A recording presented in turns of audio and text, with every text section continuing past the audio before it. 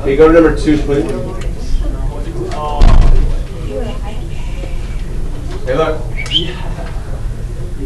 Okay, I reminded you, it's been a while, but I reminded you a while ago that you need to have a flashcard that keeps track of the fact that there are reasons for performing an integral, and then there are methods for computing the integral. And you need to keep them separate in your head.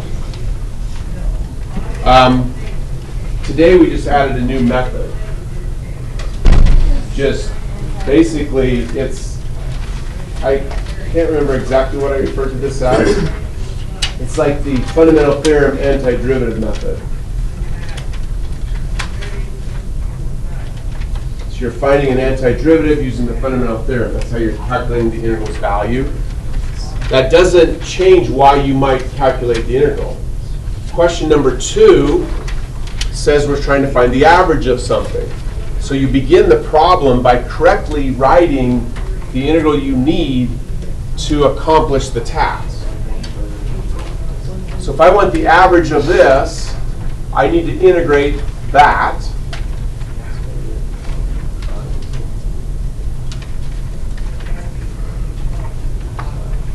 over the interval specified,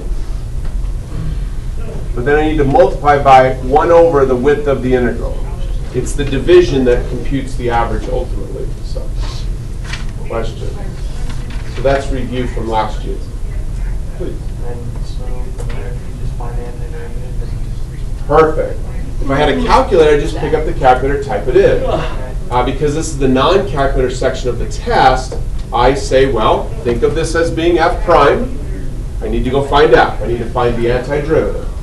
So you write equal. Write down the 1/3. This antiderivative goes quick because these two terms are being added. 3 is a multiplying constant. This becomes t to the 3 plus 1 divided by 3 plus 1 minus t to the 2 plus 1 divided by 2 plus 1 parenthesis Wilson. Okay. Question? Please. So why do we have to put the 3 separate from the 1/3? The 3, which 3? It's like 3t there. You can't use that cancel out the 1/3. If you distribute the 1/3, you can. But you can't just say these go together because this applies to both. Oh, it applies to all of You it. see why? Yeah. Okay. Please do. Isn't 3 multiplying constant though, so can you take it out? Oh, hold on. Ticket bequeathing ceremony. Look over here, please, look. Here's really good question. Here's the problem. The 3 is definitely a multiplying constant for the t cubed. But as far as taking a constant out, it has to be a factor of the entire expression, and 3 isn't. Does that make sense? So I can't pull it out. Question? Here we go. Okay. This is f prime. This is f.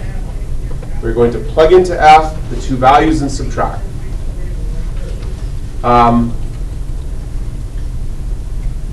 So this is going to be 3.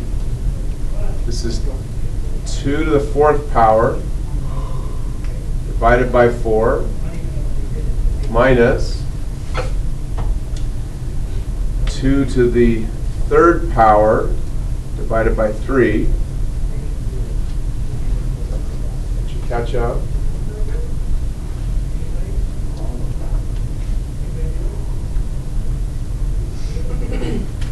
Okay, minus, here's a big, huge warning. After the subtraction, I've got multiple terms, so I have to have a parenthesis. Don't forget the parenthesis. Now I do it again. We have 3, -1 to the 4th. This is where I hope this question shows up on the FRQ section, because in one moment I'm going to quit. I stop on the upper Q section, I get full credit for that. Because all that's left is adding, subtracting, multiplying, and dividing.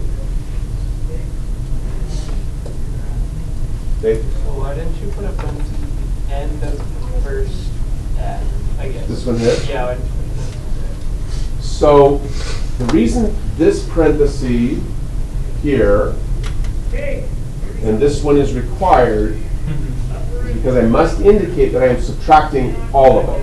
Right. So the negative will distribute, changing that to a plus. Right. Here, there's no leading negative that applies to all of this, so I don't have to have like a set of parentheses here. If it helps you remember to put one in both places, that's okay. Maybe that's actually not a bad idea. To think, okay, the big parentheses in blue, that's because of the 1/3 applies to everything. And then we've got, this is like, you know, here's my f prime. This is like my f of 2 minus my f of -1. So you don't have to, but you could. Good point. Multiple choice, I got to keep going. So now it's a sixth grade exercise. 1/3. 2 to the 4th is 16. 16 divided by 4 is 4 times 3 to the 3 is 12. There we go, thank you. That's -8/3 minus, that's going to be 1, that's 3/4.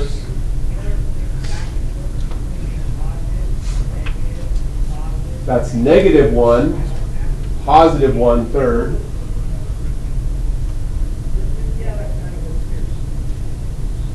Pause for questions. This is kind of cheating because I can't keep going down or you can't see it, so we go like this. So we got 1/3.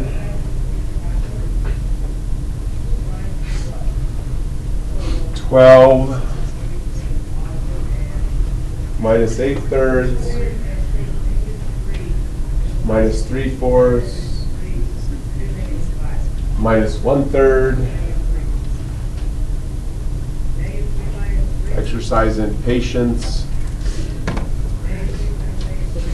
These two can add to make -9/3, which would be -3.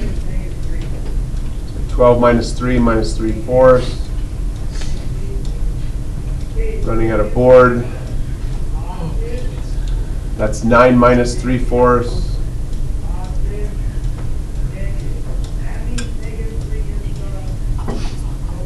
Change that to 36/4.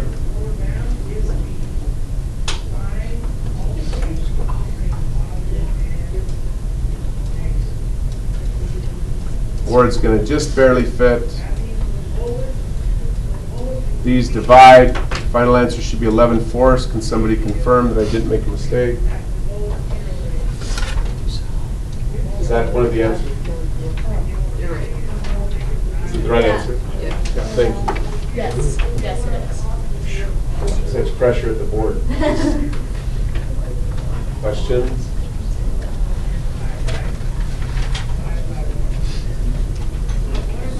Please. Wait, so the 11/4 is, that's the displacement, right? If this were the velocity of a moving object, Oh, the average, yeah. oh my bad, sorry, thank you. Yeah, we did something different. We found the average velocity. Okay. Yeah, if this were the velocity, we found the average velocity. Now, the 1/3, that's a good question, Emma. The 1/3 is what, like, if you take away the 1/3, we found the displacement. So the displacement was the 33/4, and then the average velocity was 11/4. Good question. The bell should ring. Good work. Watch for videos if you need extra help on the king. I'll be making more of it.